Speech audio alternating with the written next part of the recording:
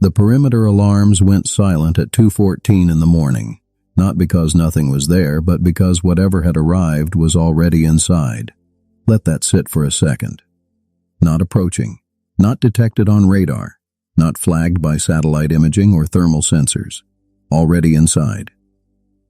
According to a former military contractor who spent the better part of a decade working at classified facilities across the Nevada Test and Training Range, that detail, the silence of the alarms, was the first sign that what they were dealing with that night operated by a completely different set of rules than anything they had trained for. This is not a story that comes with a press conference. There's no declassified memo you can pull up, no Freedom of Information request that will return a clean PDF with the answer. What we have is testimony, specific, detailed, internally consistent testimony from someone who describes firsthand involvement in the events of that night, and who, by their own account, has spent years trying to decide whether the risk of speaking was worth the weight of staying silent. They decided it was worth it. So let's talk about what they say happened. The source, who has requested anonymity for reasons that will become obvious, describes themselves as a technical specialist assigned to a compartmentalized program operating out of a facility that sits roughly 60 miles northwest of Las Vegas. Not Area 51. That name carries too much noise at this point. A different installation, smaller, less documented, the kind of place that shows up on no public record, but that enough independent researchers have triangulated through signals intelligence intercepts and testimony from multiple unconnected sources over the years. The night in question came with no warning, no elevated alert status, no pre-briefing. According to the source, the shift that evening had been completely routine up to the point when it suddenly wasn't. What changed things was a call from the control center. A calm voice, almost unnervingly calm, relaying that sensors in one of the restricted hangars were reading anomalous internal activity. Not intrusion. Internal. The source describes the immediate response as controlled and deliberate, almost as though there was a protocol already written for exactly this scenario. Personnel were directed to specific positions. Communication channels shifted. And then a small team, the source included, was directed to approach the structure. Here's where the testimony becomes extraordinary. The source describes two beings, their word, beings, positioned near the far wall of the hangar, standing still, not moving toward anyone, not appearing to communicate with each other in any way that was visible or audible, just present. The account describes them as approximately 5 feet tall, with a build that the source calls economical, slender but not frail, with proportions that were almost human but distinctly not. The head was larger in proportion to the body than a human skull would be. The eyes, and the source pauses on this detail every time they describe it, were dark, absorbing light rather than reflecting it, in a way that made it genuinely difficult to tell exactly where they were looking. They were not hostile. That is something the source returns to repeatedly. Not hostile, not afraid, not curious in any way that read as recognizable. The source uses a word that researchers who've heard this account find particularly striking. They describe the beings as patient. Patient in the way something is patient when it understands the situation better than everyone else in the room. Now this is where it gets deeply interesting, because what followed was not chaos. It was not screaming or scrambling or weapons drawn. According to the testimony, it was procedure, practiced, deliberate procedure, which raises a question that anyone paying attention to the broader arc of UAP and extraterrestrial contact research will find impossible to ignore. What does it mean that there was a procedure? Improvised responses don't look like what the source describes. You don't develop calm, sequenced protocols for scenarios you've never considered. The response that night, according to this account, felt less like a first contact situation and more like a meeting that had been rescheduled. The source estimates the encounter lasted somewhere between 40 minutes and an hour. Communication, they describe, was not verbal, at least not in any language or sound that the humans present could register.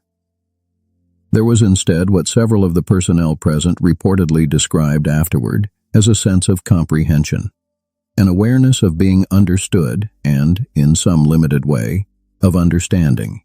Not images, not words, something more fundamental.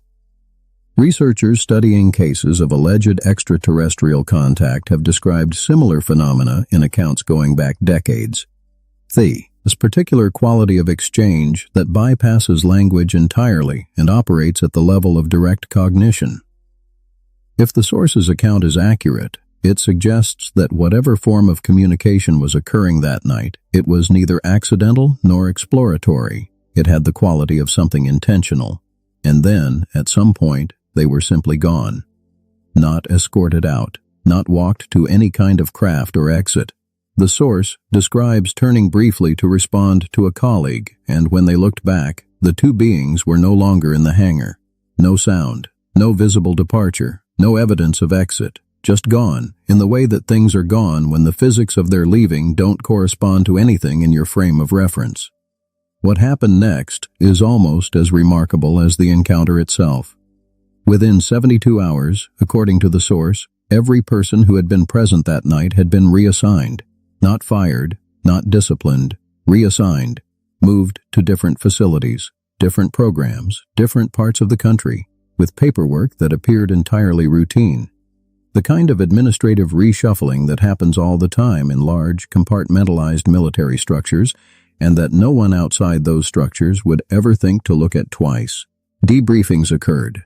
The source describes them as thorough, calm, and entirely focused on documentation rather than any kind of psychological support or processing. Accounts were recorded, forms were signed, and then everyone was told, in language the source describes as almost gentle, that the events of that night fell under a classification level that meant they did not exist, not for the purposes of any conversation they would ever have again, with anyone, for any reason. The source held that line for years. Most of them still are. Now it would be easy, and fair, to approach an account like this with skepticism. It should be approached with skepticism. That's not weakness. That's how honest inquiry works. But here's what makes this testimony genuinely difficult to categorize as fiction or delusion. It doesn't exist in isolation, not even close. Researchers tracking UAP accounts and alleged contact incidents over the last several decades have documented a pattern that shows up across testimony from multiple unconnected sources: military personnel, intelligence contractors, aerospace engineers working on classified programs. That includes specific recurring details. The physiological description this source offers aligns with accounts from individuals who have never met each other and who submitted their testimony years and sometimes decades apart. The communication dynamic they describe, that sense of direct comprehension rather than language, appears in documented accounts from former Department of Defense personnel who have gone on record, at considerable personal cost, with congressional investigators in recent years. The reassignment protocol, the calm debriefings, the paperwork that makes everything routine. Those details show up again and again across testimony from people who have no apparent connection to each other and no discernible motive to denied a fabrication. Patterns like that are meaningful. They don't prove anything in a courtroom sense, but they shift the question from whether something extraordinary might be happening to what exactly it is and how long it's been going on. And the honest answer to that second question, how long, is deeply unsettling. Because if you map the timeline of credible testimony describing alleged contact events at classified military installations, you're not looking at a phenomenon that started recently. You're looking at something that, if these accounts bear any relationship to reality, has been an ongoing aspect of a parallel reality running beneath the surface of official history for the better part of a century. Think about what that would actually mean, not in a detached, theoretical way. Really sit with it. If there have been ongoing interactions between human military personnel and non-human intelligences at classified facilities, conducted under protocols developed specifically for those interactions, then the world that most of us think we're living in is missing something enormous. something that a relatively small number of people have known about for decades and have carried in silence because the structure built to contain that knowledge was designed to be airtight. That structure is showing cracks.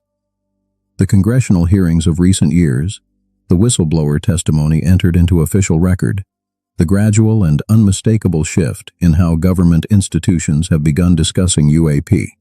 None of that happens in a vacuum. Something is changing about the calculus of concealment. Whether that's driven by a genuine shift in policy thinking, by the weight of too many people knowing too much for too long, or by something else entirely, something we're not yet positioned to understand, the momentum is undeniable. The source whose account we've explored today is one data point, an important one, detailed and specific in ways that serious researchers find significant. But they are one voice among what appears to be a growing number of people who were inside these programs and who have decided that the cost of silence has finally outweighed whatever they were promised or threatened with in those calm, paperwork-heavy debriefings. The real question was never whether something landed in Nevada that night. The real question, the one that keeps serious researchers working, that keeps former officials speaking carefully to journalists and investigators, that sits underneath all of this, is what kind of world we're actually living in, and whether the people with the authority to tell us are finally, at long last, running out of reasons not to. That answer is coming. It may not arrive the way we expect it to. It rarely does. But the silence that has held for decades is no longer as complete as it once was. And sometimes, the most important thing that can happen isn't a revelation. It's the moment when the right questions finally become impossible to ignore. We're in that moment.